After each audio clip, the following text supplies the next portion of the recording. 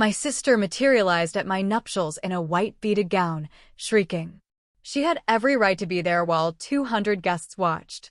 Therefore, I persisted on my walk to the altar. This occurred 2 years prior. She's currently in compulsory psychiatric care, planning her wedding to an imagined groom named Christopher. Can you imagine being invisible to your own parents? My entire life felt like a shadow to my sister's spotlight.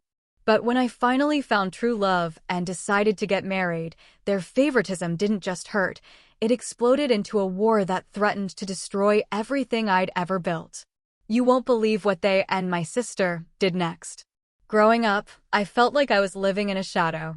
My sister, Madison, was their golden child, the one who could do no wrong. Me? I was just there. The favoritism was so blatant, it was almost laughable. If I told them Madison took my stuff? Crickets. They never believed me. But if she claimed I stole her cheap bathroom tissue, and yes, that actually happened, I was instantly grounded. And even if I had concrete, undeniable proof, she'd get a slap on the wrist while they'd find some twisted way to scold me too. My birthday? Oh, that was Madison's day too. My cake had to be her favorite flavor, and my parents would genuinely act like they had no idea I hated it. Every family vacation, every decision, it all revolved around what Madison wanted. She grew into this completely spoiled, entitled person who didn't just dislike me, she used me as her personal punching bag. At first, it was just cold indifference, but as we hit our teenage years, it escalated. And my parents? They'd brag about Madison's every minor achievement to anyone who would listen. But with me, every single flaw, every mistake, was fair game for teasing and public humiliation. High school was a nightmare. Madison had no friends, and frankly, I wasn't surprised. My parents had babied her so much she was too socially stunted to talk to anyone. But of course, it had to be my fault. She ran to our parents, cooked up this ridiculous lie that all my friends were substance abusers, and just like that, I was banned from seeing any of them. What saved me from complete isolation was my extended family. Most of them lived in the same town, and despite age differences, I actually got along with my cousins. At one family gathering, when they invited me out, I blurted out that I couldn't leave the house. My little cousin, bless her unfiltered heart, asked why. I told them what Madison had said, that I wasn't allowed to have friends because she didn't have any. The news got back to my parents, who, naturally, had a massive blowout with our extended family. And, as always, I was grounded for complaining. Eventually, Madison's social life got so bad, she demanded to change schools. I guess the humiliation of our relatives knowing her social status was zero finally got to her. My parents immediately bent over backwards, shelling out more money for a school further away. And what happened? Madison actually made friends.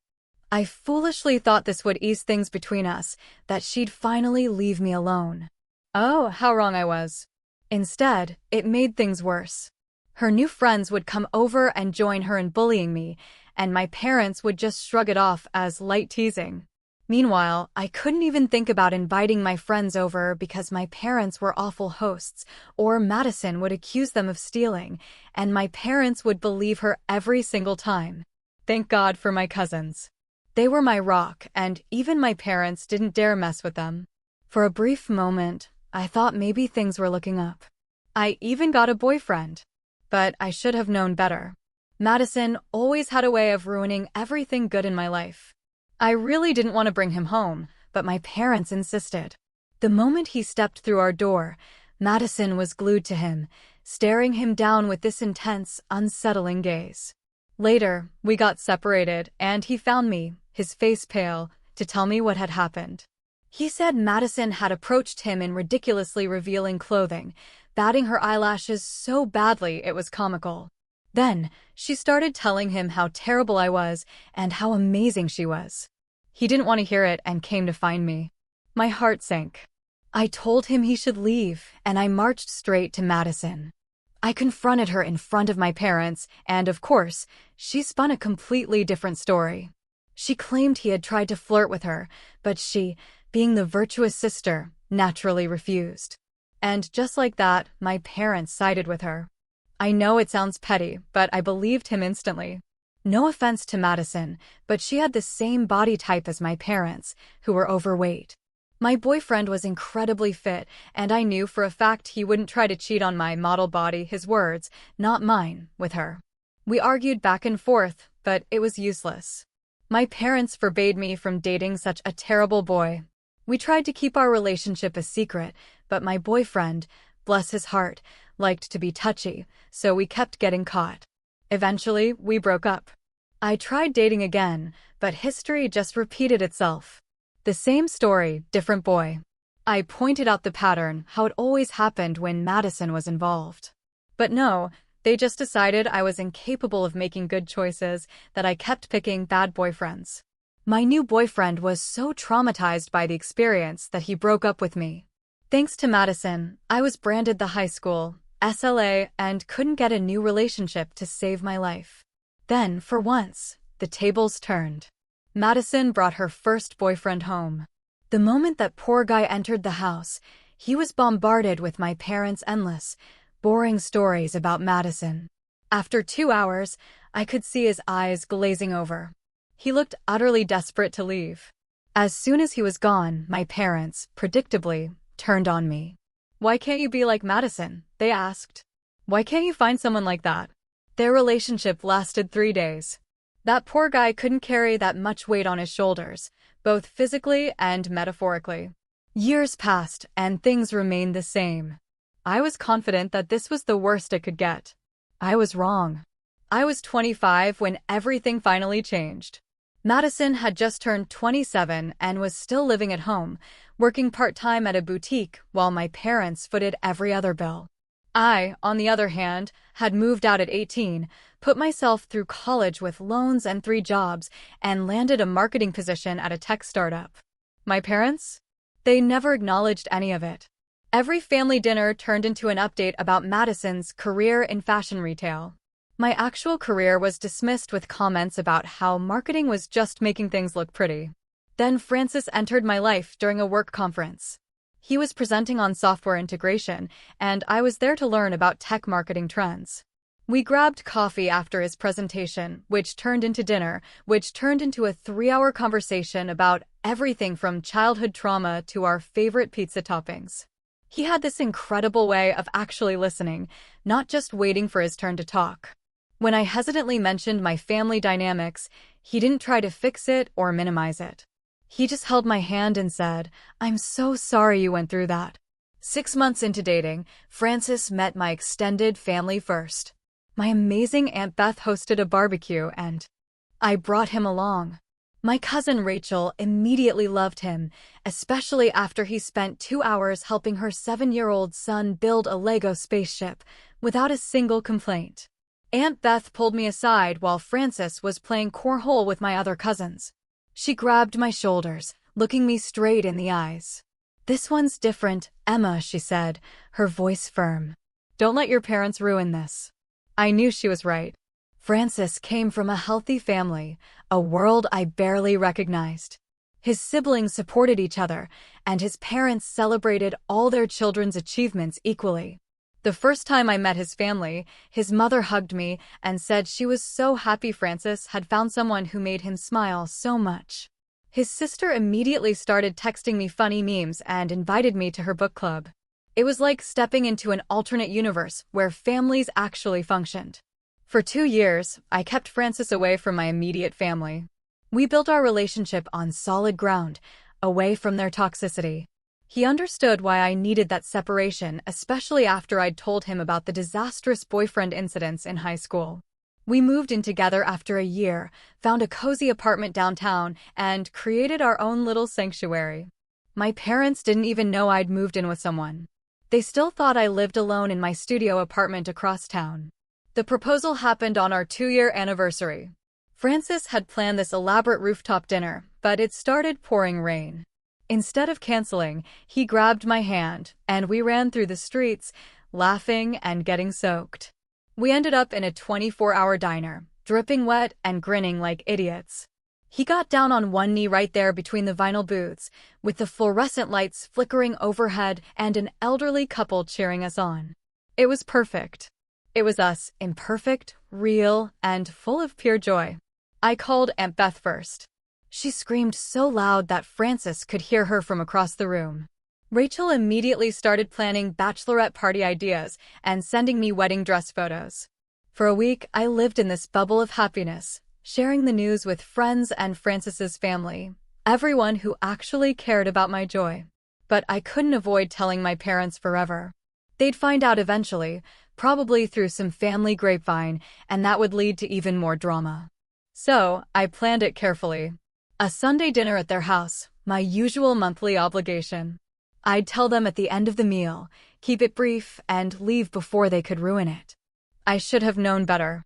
The moment I walked in, Madison was wearing a new dress, spinning around to show it off while my parents cooed over how beautiful she looked.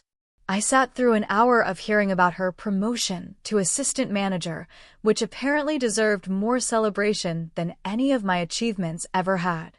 My mother served Madison's favorite lasagna, as always. My father poured her wine first, as always. I pushed food around my plate and watched the clock. Finally, as my mother started clearing dishes, I stood up. My hands were shaking slightly as I twisted the engagement ring I'd kept turned around all evening. I have some news, I said. The words felt heavy in my mouth. Madison immediately rolled her eyes. What? Did you get another boring promotion at your computer job? I took a breath and turned my ring around, the diamond catching the dining room light. Frances proposed. We're getting married. The silence lasted maybe 3 seconds. Then my mother's face lit up in a way I'd never seen directed at me before. For one brief moment, I thought maybe this would be different. Maybe getting married, hitting this traditional milestone, would finally make them see me as worthy of celebration. Oh, how wonderful, my mother exclaimed. Then she turned to my sister. Madison, you'll be the maid of honor, of course. You've never been in a wedding party, and it would mean so much to you. The words hit me like a physical blow. Madison's face transformed into that familiar smirk, the one she'd worn every time she'd successfully stolen something from me. She was already nodding, already planning, already taking over. Of course I will. Oh, Emma, we have so much planning to do. I know exactly what kind of dress you should wear. And the colors, I'm thinking blush and bashful. Those would look amazing on me. I already have a maid of honor, I said quietly. Rachel. My father's fork clattered against his plate. Your cousin? But Madison is your sister. Family comes first, Emma, you know that. Rachel is family, I said, my voice stronger now. And she's been there for me in ways Madison never has. Madison's face crumbled into fake tears, a skill she'd perfected over the years. I can't believe you'd exclude me from your wedding. Your own sister. Mom, tell her. My mother immediately wrapped her arms around Madison. Emma, how could you be so cruel? Your sister loves you. She deserves to be part of your special day. She can be a bridesmaid, I offered, knowing even as I said it that it wouldn't be enough. A bridesmaid. My father's voice rose. You'd relegate your own sister to bridesmaid status while elevating a cousin? What will people think? I don't care what people think, I said, grabbing my purse. This is my wedding, my choice. My mother's next words stopped me at the doorway. Well, if you're going to be selfish about this, don't expect us to contribute financially. We were prepared to help, but not if you're going to exclude Madison from her rightful place. I turned back to look at them. Madison had stopped fake crying and was watching me with calculating eyes. She knew exactly what she was doing. They all did. This was just another version of the birthday cake flavor, the vacation destinations, the bedroom decorations.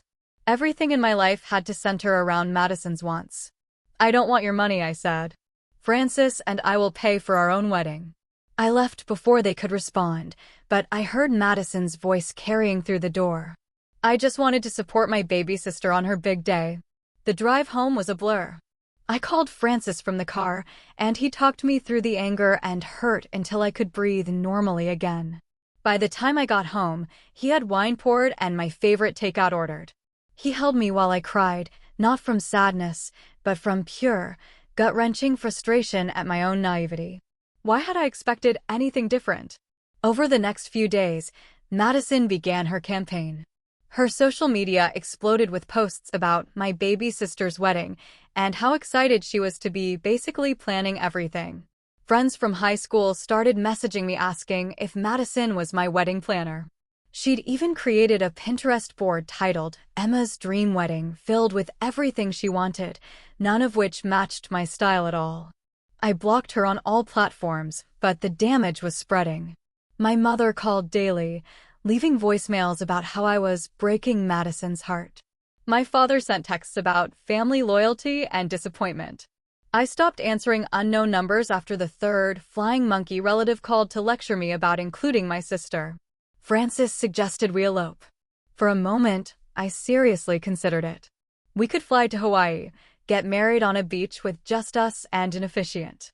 No drama, no family politics, no Madison trying to make everything about her. But then I thought about Aunt Beth and Rachel, about Francis's family who'd welcomed me so warmly, about our friends who genuinely wanted to celebrate with us. Why should I let Madison steal this too? So, we started planning. I hired a wedding planner named Catherine who came highly recommended and, more importantly, signed an ironclad contract stating she would only take direction from Francis and me. I password protected all our vendor accounts after explicitly explaining the situation. Most of them had dealt with difficult family members before and understood immediately. Rachel threw herself into maid of honor duties with boundless enthusiasm.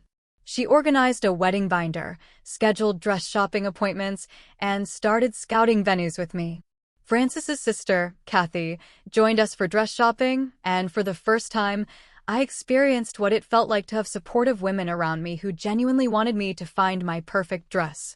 We found it at the Third Boutique, an elegant A-line with delicate lace details and a train that made me feel like a princess. As I stood on the pedestal, surrounded by people who actually loved me, I started crying. Not sad tears, but healing ones. This was what it was supposed to feel like. That night, I made the mistake of checking my mother's Facebook. She'd shared Madison's post about the wedding with a comment, "So proud of both my girls working together on this special day." The comments were full of relatives congratulating Madison on being such a supportive sister. One aunt even wrote, "Madison, you're so selfless to help plan everything. Emma is lucky to have you." I showed Francis, who immediately started documenting everything. "We might need this later," he said, taking screenshots. I didn't know then how right he would be. The venue we chose was perfect, an elegant historic mansion with gardens for the ceremony and a ballroom for the reception. The coordinator, Nicholas, was a consummate professional who took meticulous notes when I explained the family situation. He assured me that security would be tight and only names on the approved list would be admitted. 2 weeks later, Nicholas called me at work. "Miss Emma, I wanted to inform you that someone claiming to be your sister contacted us about changing the ceremony layout. She said you'd authorized her to make decisions, but given our previous conversation, I wanted to verify with you directly." My hands clenched around my phone.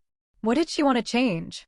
She wanted to add a second aisle and have 2 processionals happening simultaneously. She said you'd agreed to share the ceremony entrance. She also inquired about adding her name to the invitations as co-host. I took a deep breath. "Thank you for calling me. No changes are authorized unless they come directly from me or Francis, and please document any future contact from her." This was just the beginning. Over the next month, Madison attempted to contact every single vendor. The florist called about her request to change the bouquets to include lilies, which I'm deathly allergic to. The caterer asked about her demand to change the menu to all vegetarian because she'd recently decided to try plant-based eating. The DJ received a completely different playlist featuring music Madison liked. Each time, I had to explain the situation again, apologize for the inconvenience, and confirm that no changes should be made. Catherine, my wedding planner, started keeping a meticulous log of all the attempted interference. She'd dealt with difficult family before, but even she was shocked by the persistence. In 20 years of wedding planning, she told me over coffee, "I've never seen anything quite like this. Your sister is treating your wedding like it's her event." The breaking point came during my bachelorette party. Rachel had planned a perfect weekend, a spa day, followed by dinner at my favorite restaurant and drinks at a low-key wine bar. No clubs, no penis paraphernalia, just quality time with the women who actually supported me. Francis's sister, Kathy, flew in for it, and several close friends from college made the trip. We were halfway through dinner when Madison walked in. She was wearing a white dress, specifically a short white dress that looked exactly like what someone might wear to their own bachelorette party. She'd brought 3 of her friends, all wearing matching teen bride shirts with Madison's name on them. Surprise, she squealed, pulling up chairs to our already full table. I knew you'd want me here, even if you were too proud to ask. Rachel stood immediately. Madison, this is a private event. You need to leave. Madison's eyes welled with practice tears. I'm her sister. How can you exclude me from her bachelorette party? Emma, tell her it's okay. I stayed seated, my hands gripping my wine glass. Madison, you weren't invited. Please leave. Her tears dried instantly. You know what? Fine, but everyone here should know the truth about Emma. She turned to address the table like she was giving a presentation. She's always been jealous of me, always trying to steal attention, always playing the victim. She stole my boyfriends in high school, turned our extended family against me, and now she's trying to exclude me from her wedding because she can't stand that people might pay attention to me for 5 seconds. Francis's sister, Kathy, snorted. Honey, the only attention you're getting is because you're making a scene, which I'm guessing is exactly what you wanted. Madison's friends looked profoundly uncomfortable, shifting in their seats. One of them tugged on Madison's arm. Maybe we should go. But Madison was on a roll now. You all think Emma's so perfect? She's a manipulator. She's turned everyone against me. Even my own parents are starting to question me because of her lies. She stole my life, my popularity in high school, my ability to have relationships, and now she's getting married when I'm still single. It's not fair. You're right, I said quietly, finally standing up. It's not fair. It's not fair that I spent my entire childhood being told I wasn't good enough. It's not fair that every achievement I earned was dismissed while your participation trophies got celebrated. It's not fair that you sabotaged every relationship I tried to have in high school. And it's definitely not fair that you're trying to hijack my wedding like you've hijacked every other important moment in my life. The restaurant had gone quiet around us. Other diners were watching the drama unfold. Madison's face had turned an ugly shade of red. I'm trying to support you, she shrieked. But you're so selfish. You can't even see it. Mom and Dad were right about you. You've always been the problem child. Always causing drama. Always making everything difficult. At least I know how to be a good daughter. A good daughter? Rachel laughed bitterly. A good daughter doesn't lie about her sister's boyfriends trying to seduce her. A good daughter doesn't try to take over her sister's wedding. A good daughter doesn't make everything about herself. Madison grabbed a glass of wine from our table and, with a terrifying swiftness, threw it in Rachel's face. The entire restaurant gasped. Our server immediately rushed over, and someone was already on the phone, presumably calling the police. Ma'am, I'm going to have to ask you to leave, the manager said, appearing at Madison's elbow. Madison looked around wildly, suddenly realizing she'd lost control of the situation. Her friends were already heading for the door, clearly mortified. This isn't over, she hissed at me. I'm going to make sure everyone knows what kind of person you really are. As security escorted her out, I sank back into my chair. My hands were shaking. Francis's sister moved to sit beside me, wrapping an arm around my shoulders. You okay? I'm angry, I admitted. I'm so tired of being angry, but I can't seem to stop. Rachel, wiping wine from her face with napkins our server provided, squeezed my hand. You have every right to be angry, but don't let her ruin tonight. This is your celebration. We moved to a different restaurant to finish dinner, and by the end of the night, we were laughing again. But Madison's words echoed in my head, this isn't over. She was right about that, at least. The next morning, my phone exploded with notifications. Madison had posted a video on every social media platform, a heavily edited version of the restaurant confrontation that made it look like we'd attacked her unprovoked. She'd added captions about being excluded and bullied by her cruel sister, and tagged every relative she could think of. But she'd made a critical error. One of my friends had recorded the entire interaction from the beginning, including Madison crashing our party and her entire rant. We posted the unedited version with a simple caption, "The truth." The backlash was immediate. Relatives who'd been on Madison's side started calling my parents, demanding explanations. Some of Madison's own friends commented that they had been uncomfortable with her behavior. The restaurant even commented, confirming that Madison had been escorted out for throwing a drink at another guest. My parents called me screaming. I put them on speaker so Frances could hear. "How dare you humiliate your sister like this?" My mother shrieked. "Take down that video immediately." "She posted first," I said calmly. "I just shared the truth." "You've ruined her reputation," my father bellowed. "What kind of sister does this?" "The kind who's done being a doormat," I replied, and hung up. Over the next 2 weeks, things escalated. My parents tried every manipulation tactic in their playbook.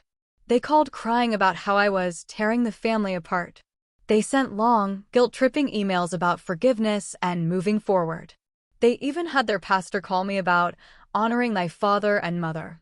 Through it all, Francis remained my rock. He fielded calls when I couldn't handle them, held me when the stress got overwhelming, and reminded me daily that I was building a new family, one based on love and respect, not manipulation and favoritism. Then, 2 weeks before the wedding, my parents sent a text that made my blood run cold.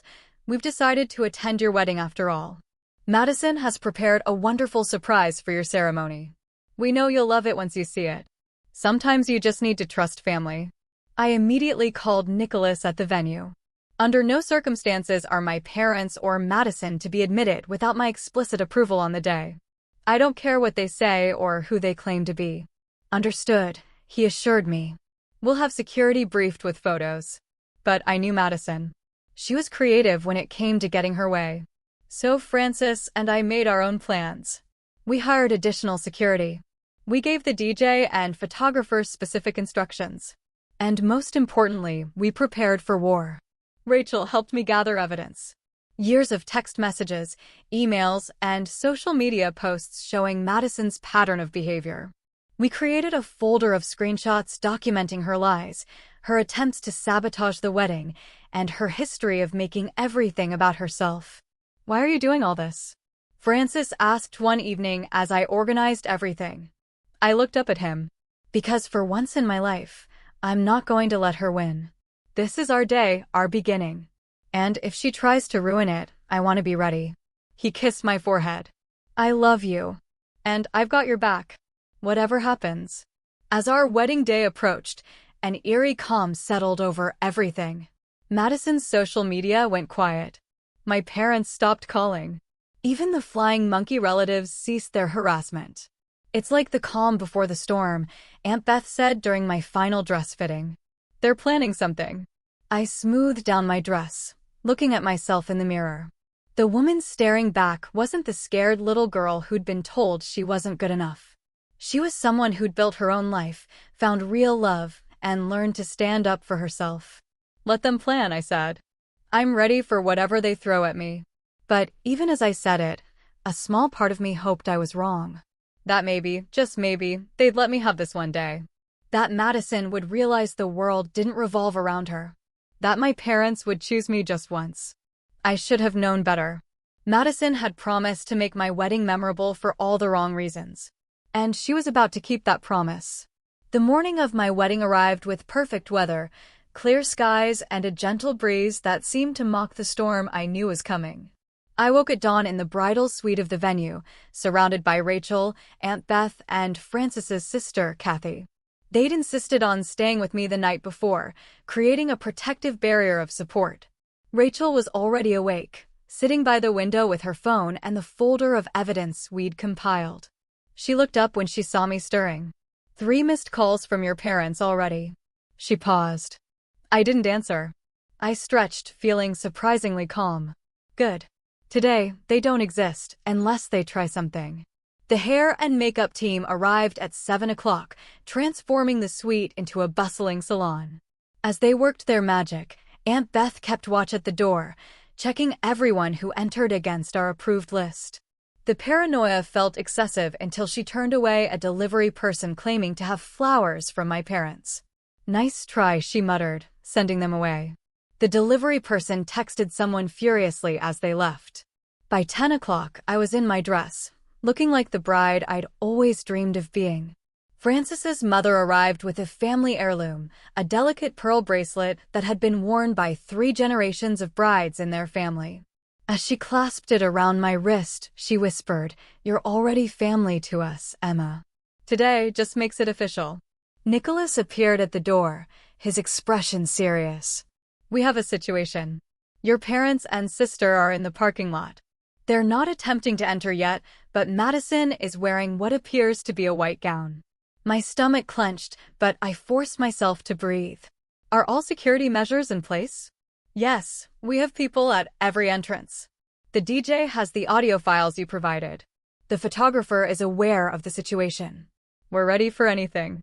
Rachel stood, smoothing her bridesmaid dress. "I'll go do a walkthrough. Make sure everything's still set up correctly."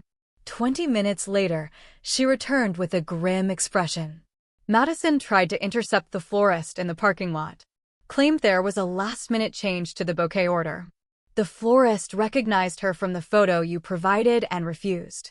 "Of course she did," I sighed. "What's her game plan?" "She has to know we're prepared." Kathy, who'd been monitoring social media, suddenly gasped. "Oh my God, Emma, you need to see this." She handed me her phone. Madison had just posted a lengthy status update, heading to my baby sister's wedding. So excited to surprise her with the speech I've prepared. She doesn't know I'm coming, but I couldn't miss this special day. Sometimes you have to fight for family, even when they push you away. Can't wait to share our childhood memories with everyone. The comments were already pouring in from relatives who weren't invited, praising Madison for being the bigger person and such a loving sister. My hands shook as I read them. "She's setting the narrative," Aunt Beth said quietly, "making it look like you're the one being difficult if security turns her away." "Let her," I said, handing the phone back. "We have the truth on our side." The ceremony was scheduled for 2 o'clock. At 1:30, as the guests began arriving, Nicholas returned with another update. "Your parents are attempting to enter through the main entrance. They're causing quite a scene, claiming you've stolen their invitation. They were never sent one," I confirmed. "Proceed as planned." Through the window, I could see guests streaming into the garden. Francis's family filled the front rows on the groom's side. My side was smaller, but filled with people who actually cared about me, extended family who'd supported me, college friends, work colleagues who'd become like family. At 1:45, my phone buzzed with a text from Francis. "I'm at the altar. You're going to be the most beautiful bride. Whatever happens, we've got this. I love you." I was about to respond when Catherine, my wedding planner, burst through the door. "We have a problem. Madison somehow got past security. She's in the bridal changing room putting on what looks like a wedding dress." My blood ran cold. "How?" "She came in through the catering entrance, claimed she was with the serving staff. By the time security realized, she'd locked herself in." Rachel was already moving. "I'll handle this." She grabbed 2 of the other bridesmaids. "Come on, ladies. Time to earn those matching robes." They left in a flutter of silk and determination. I could hear commotion down the hall, raised voices, a door rattling, Madison's shrill protests. Aunt Beth positioned herself by our door like a sentinel. 10 minutes before the ceremony, Rachel returned, her hair slightly mussed, but her expression triumphant. "She's been escorted out, but Emma, she was definitely planning something. She had a whole speech written out talking about how she's sharing this special day with you. Did security get her off the property? They're working on it. She's in the parking lot making a scene. Your parents are with her now, and they're threatening to call the police." "Let them," Nicholas said from the doorway. "We have every right to refuse entry to anyone not on the guest list. The police will side with us." It was time. The bridesmaids lined up, bouquets in hand. Aunt Beth gave me one last hug. "Your mom should be here doing this," she said softly. "But I'm honored to stand in her place. You deserve to be celebrated, Emma. Don't let anyone take that from you." The music started. The processional we'd carefully chosen, not whatever Madison had tried to change it to. One by one, the bridesmaids walked down the aisle. Rachel went last, turning to give me a thumbs up before she disappeared through the doorway. Then it was my turn. I walked alone, my choice, down the hallway toward the garden entrance. Through the glass doors, I could see the assembled guests rising to their feet. Francis stood at the altar, his face lighting up when he saw me. I stepped outside, and the string quartet transitioned to the wedding march. 200 faces turned to watch me, but I only had eyes for Francis. I'd made it halfway down the aisle when I heard it, a commotion from the side entrance. Madison had somehow circled back. She stood there in a white beaded gown that looked like a cheaper version of mine, trying to push past security. Her face was red with rage, mascara streaming down her cheeks. "That's my sister," she screamed. "I have every right to be here. Emma, tell them." The guests murmured, some pulling out phones. This was it, the moment she'd been planning. She expected me to stop, to acknowledge her, to let the drama unfold. Instead, I kept walking. The security team, well-trained and prepared, quietly but firmly moved Madison away from the entrance. The DJ, following our contingency plan, slightly increased the volume of the music. The photographer, also briefed, kept his camera trained on me and Francis, not the sideshow. I reached the altar and Francis took my hands. His eyes flickered briefly to the commotion, then back to me. "You okay?" he whispered. "Perfect," I whispered back. The officiant, also warned about potential disruptions, began the ceremony without pause. Madison's shouts grew fainter as security moved her further away. Within minutes, the only sounds were the officiant's words and the gentle rustle of leaves in the breeze. We exchanged vows we'd written ourselves. Francis spoke about finding home in a person rather than a place. I talked about choosing the family that chooses you back. Several guests wiped away tears, including Aunt Beth. "If anyone has any reason why these two should not be married," the officiant said, and I held my breath, but the garden remained peaceful. Madison was gone, at least for now. "I now pronounce you husband and wife." Francis kissed me as the guests erupted in applause. We were married. Whatever else happened, no one could take that away from us. The cocktail hour was held on the terrace, while the garden was transformed for the reception. Francis and I took photos with the wedding party, each shot a reminder of the people who'd stood by us. No fake family portraits with people who tried to sabotage our day. Catherine appeared during the photo session. "Just so you're aware, your parents and Madison left the property about 20 minutes ago," she said, but she hesitated. But Madison was live-streaming as they left. "She's claiming you had her physically removed from the wedding for trying to give a speech." The comments are mixed. I felt Francis's hand tighten around mine. "Let me guess, she's playing the victim extensively?" "Pretty much. But here's the interesting part," Catherine continued. "Some of her own friends are calling her out. Apparently, the restaurant video made more of an impact than we thought." We finished photos and made our way to the reception. The ballroom looked magical, exactly as I'd envisioned it. No trace of whatever Madison had tried to change. Our guests were already seated, enjoying appetizers and conversation. The reception began smoothly. Francis and I were introduced to thunderous applause. We shared our first dance to the song we'd chosen together, not whatever Madison had sent the DJ. Everything was perfect. Too perfect. During dinner, I noticed Rachel checking her phone frequently, her expression growing increasingly concerned. She caught my eye and mouthed later. The speeches began after the main course. Francis's best man told funny stories about their college days. Rachel stood next, and I saw her slip her phone to Aunt Beth before taking the microphone. "I've known Emma since we were kids," Rachel began. "I've watched her overcome more than most people face in a lifetime. She's been told she wasn't good enough, wasn't important enough, wasn't worthy of being celebrated. But here's what the people who told her that didn't understand. Emma's strength doesn't come from their approval. It comes from her ability to love despite never receiving." Avoid any potential following, I thought about the journey that had brought us here. Years of being told I wasn't enough. Years of having every achievement dismissed, every relationship sabotaged, every moment of joy stolen. And now, on what should have been the happiest day of my life, I was still running from my sister's toxic need for attention. But something had changed. I wasn't running alone anymore. I had Francis, who saw through the manipulation and stood firmly by my side. I had Rachel and Aunt Beth who'd become my warriors. I had a chosen family who'd surrounded us with so much love that Madison's hatred couldn't penetrate it. The war wasn't over. Madison's threat about the honeymoon proved that. But for the first time in my life, I wasn't fighting alone. And that made all the difference. As our plane lifted off to a destination Madison would never guess, I looked at my wedding ring catching the light. Francis squeezed my hand, and I squeezed back. Whatever came next, we'd face it together.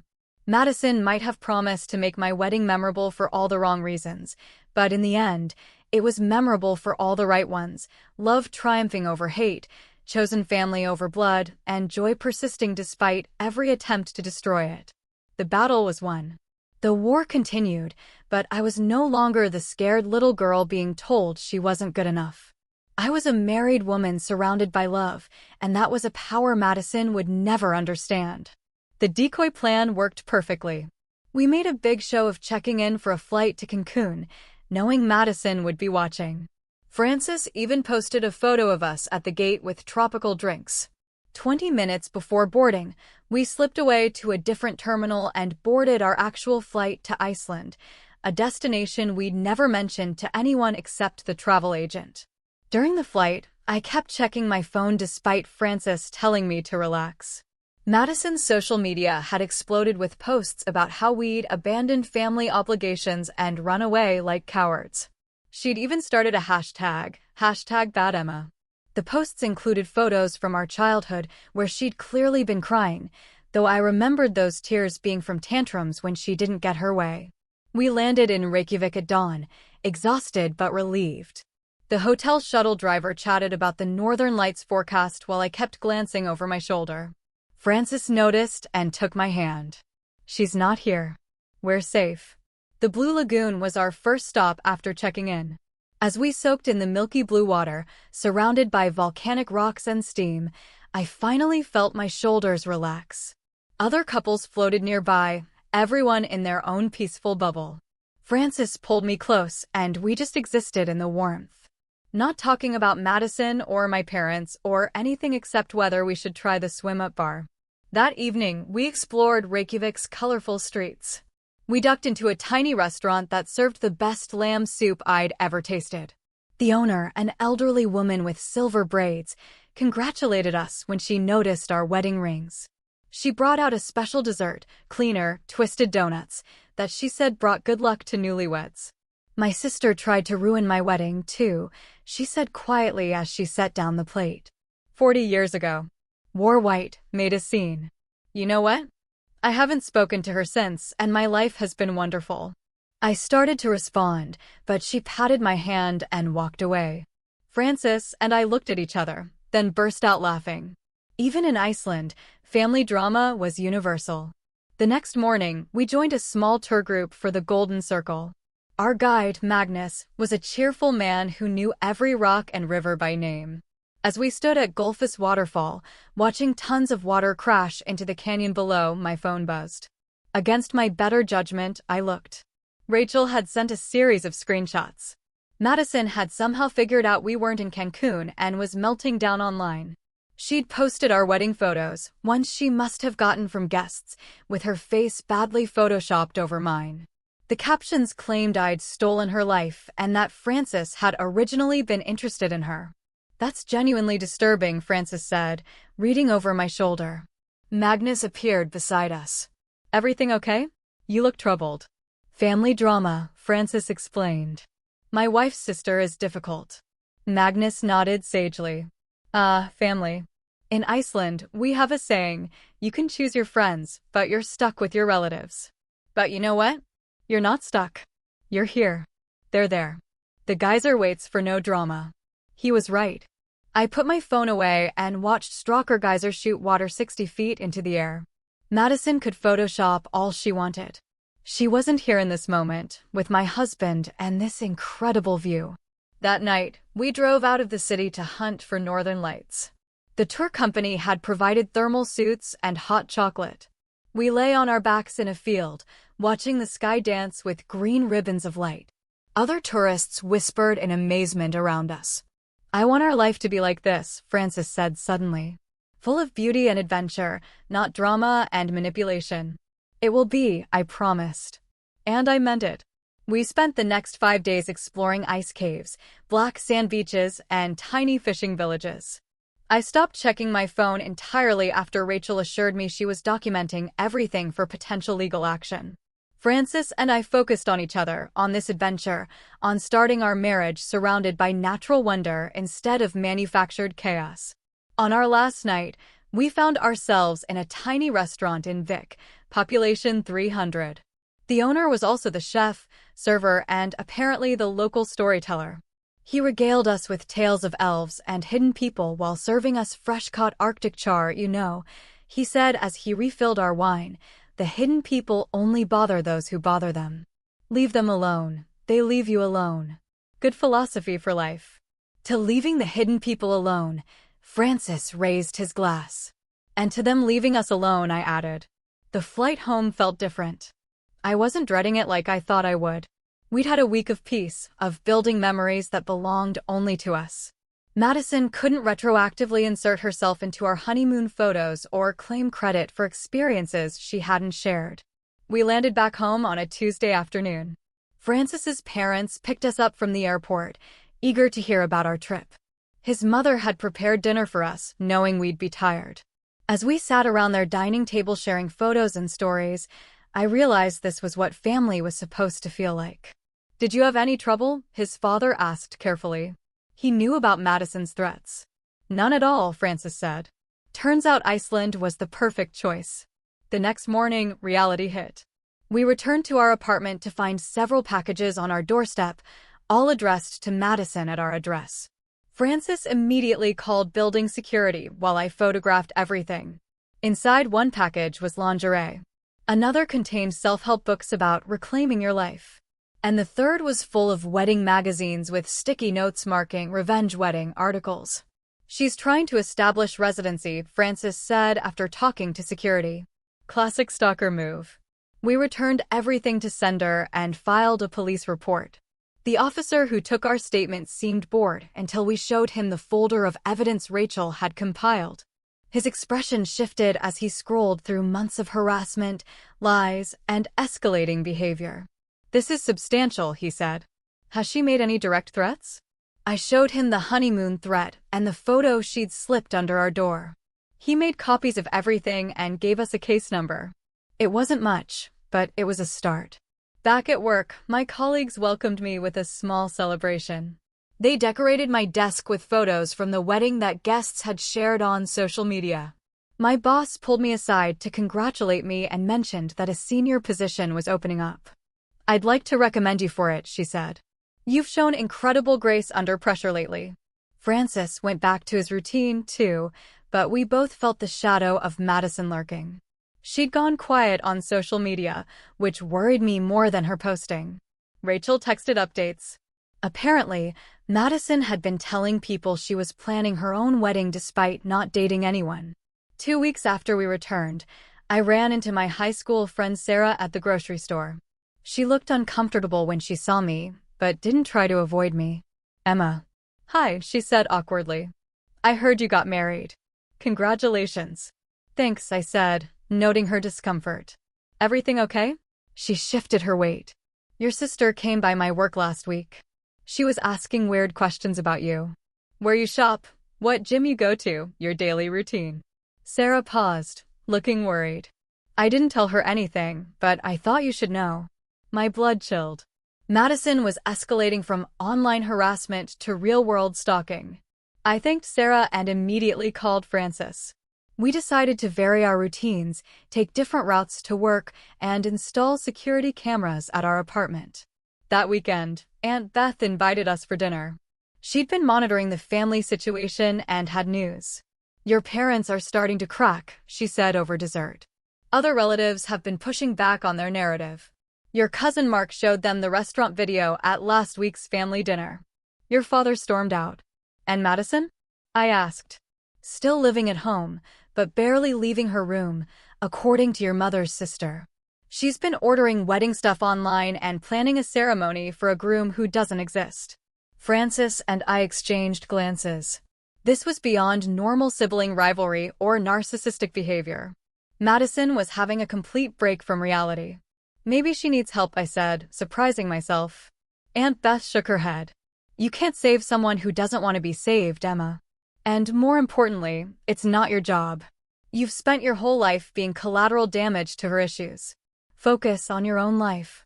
She was right, but I still felt a twinge of not sympathy exactly, but sadness. Madison had been given everything and ended up with nothing. I'd been given nothing and built everything. The next month passed in vigilant peace. The security cameras caught Madison driving by our building twice, but she never attempted to enter. My promotion at work came through with a substantial raise that would help with the legal fees we were accumulating. Francis's team launched a successful project he'd been leading. We were building our life brick by brick despite the shadow lurking at the edges. Then came the email that changed everything. It was from my mother, sent at 3 a.m. Emma, I know you don't want to hear from me, but I need you to know the truth. Madison has been lying to us for years. About the boyfriends, about your friends, about everything. We found her journal while cleaning her room. The things she wrote. We were wrong. We were so wrong. Your father won't admit it, but I can't live with this anymore. I'm leaving him. I'm so sorry for everything. I understand if you never want to speak to me again, but I needed you to know. You were never the problem. We were. I stared at the screen, reading it over and over. Francis found me there an hour later, still frozen. What do you want to do? He asked after reading it. I don't know, I admitted. Part of me wants to ignore it. Part of me wants to scream at her. Part of me just feels empty. You don't have to decide now, he said. Or ever. She made her choices for 28 years. One email doesn't erase that. Rachel called the next day. Did you see Madison's latest post? I hadn't been checking, but I looked. Madison had announced her engagement to someone named Christopher, complete with a ring selfie and a wedding date 6 months away. The comments were sparse. Most people had caught on to her delusions by now. There is no Christopher, Rachel continued. I did some digging. She's completely fabricated this person. Emma, I think she's trying to recreate your wedding. The pieces clicked into place. The wedding magazines, the dress shopping posts, the venue research. Madison wasn't just angry about being excluded from my wedding. She was trying to have her own, with or without a groom. Should we do something? I asked. Like what? Rachel said. She's not technically hurting anyone. Your parents are enabling it by letting her live there. Until she actually does something illegal, we just keep documenting. 2 days later, Madison did something illegal. Francis and I came home to find our apartment door slightly ajar. Nothing was missing, but things had been moved. Our wedding album was on the coffee table, open to photos of me in my dress. Several pages had been carefully cut out, all the ones showing just me. The security footage showed Madison using a key. She must have made a copy somehow during one of her reconnaissance missions. She'd spent an hour in our apartment, trying on my clothes, sitting in our chairs, lying on our bed. The violation made my skin crawl. This time, the police took it seriously. Breaking and entering, theft, stalking. The charges were adding up. They arrested Madison that evening at my parents' house. My father called me screaming about family loyalty while she was being led away in handcuffs. Your sister is sick, he yelled. She needs help, not prosecution. Then get her help, I said, but not at my expense. Not anymore. The restraining order was granted immediately. Madison was released on bail with conditions: no contact, staying 500 feet away from us, no social media posts about us. She violated it within 24 hours by creating a fake account to message Francis about how I'd stolen him from her. Back to jail she went. My mother's emails continued, each one more desperate than the last. She'd moved in with her sister, was seeing a therapist, discovering how deeply she'd failed as a parent.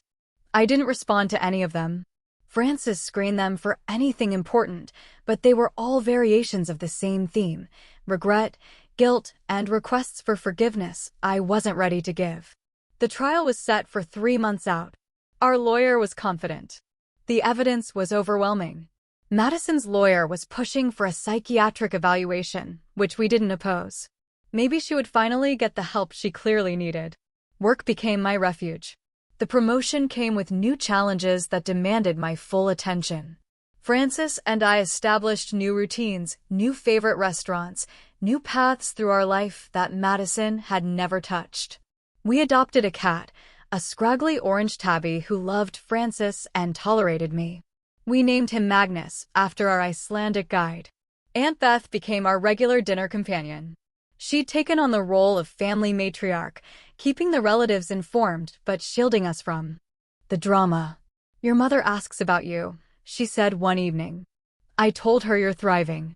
That seemed to hurt her more than anger would have. Good, I said, and meant it.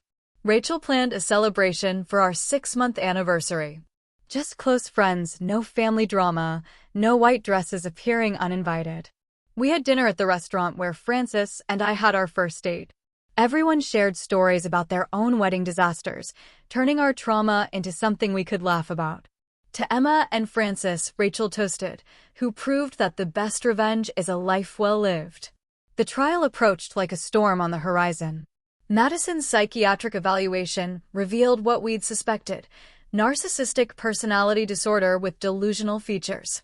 Her lawyer pushed for treatment instead of jail time. Our lawyer pushed back, highlighting the months of harassment, the escalation, the break-in. In the end, the judge ordered both mandatory inpatient psychiatric treatment followed by probation. Madison would get help, but she'd also face consequences. The restraining order was extended for 5 years. As we left the courthouse, I saw my parents for the first time since the wedding. My father looked older, grayer, diminished. My mother was thin, nervous, trying to catch my eye. I walked past them without acknowledgement. They'd made their choice every day for 28 years. I was making mine now. Francis and I went home to our apartment, our cat, our life. The wedding photos had been replaced after the break-in, but we'd added new ones. Our honeymoon, our daily adventures, our chosen family. Madison had tried to steal our joy, but she'd only made us hold it tighter. That night, as Magnus purred between us on the couch, Francis asked, "Any regrets?" I thought about it. About the family I'd lost, or maybe never had. About the sister who'd chosen hatred over love. About the parents who'd failed us both in different ways. No, I said finally. No regrets. And I meant it. The girl who'd been told she wasn't good enough had grown into a woman who knew her worth. The wedding Madison tried to ruin had become the foundation of a marriage she couldn't touch. 6 months later, I got one last email from my mother. She'd divorced my father, was rebuilding her life, had accepted that I might never forgive her. She just wanted me to know she was proud of who I'd become despite her failures. She signed it, Linda, not Mom. I didn't respond, but I didn't delete it either. Growth had to start somewhere, even if it was too late for reconciliation. Madison completed her treatment and moved to another state, according to Aunt Beth. She'd started over with a new job, new therapist, new life. The restraining order remained in place, but she seemed to be respecting it. Maybe she'd finally found her own path instead of trying to steal mine. Francis and I celebrated our first anniversary in Iceland, returning to the same spots with new appreciation. The Northern Lights danced for us again. And Magnus, the guide, remembered us. The couple with the family drama, he said cheerfully. How did that work out? We left the hidden people alone, Francis said. And they left us alone. Good philosophy, Magnus nodded. Good philosophy. As we stood under those dancing lights, I realized the war was over. Not because Madison had surrendered or my parents had apologized, but because I'd stopped fighting. I'd built a life so full of genuine love that their approval became irrelevant. The best revenge wasn't the exposure at the wedding or the legal consequences. It was the simple act of being happy without them. My phone stayed in my pocket, capturing nothing. This moment didn't need to be documented or shared or proven to anyone. It just needed to be lived. Francis took my hand, and we watched the sky dance in silence. Somewhere far away, my family was living with their choices. And here, under the Arctic sky, I was living with mine. The scared little girl who'd been told she wasn't good enough was gone. In her place stood a woman who'd learned that sometimes the only way to win is to stop playing the game entirely. And that woman, she was finally truly free. What do you think? Have you ever had to choose your own family or stand up to toxic relatives? I'd love to hear your stories in the comments below.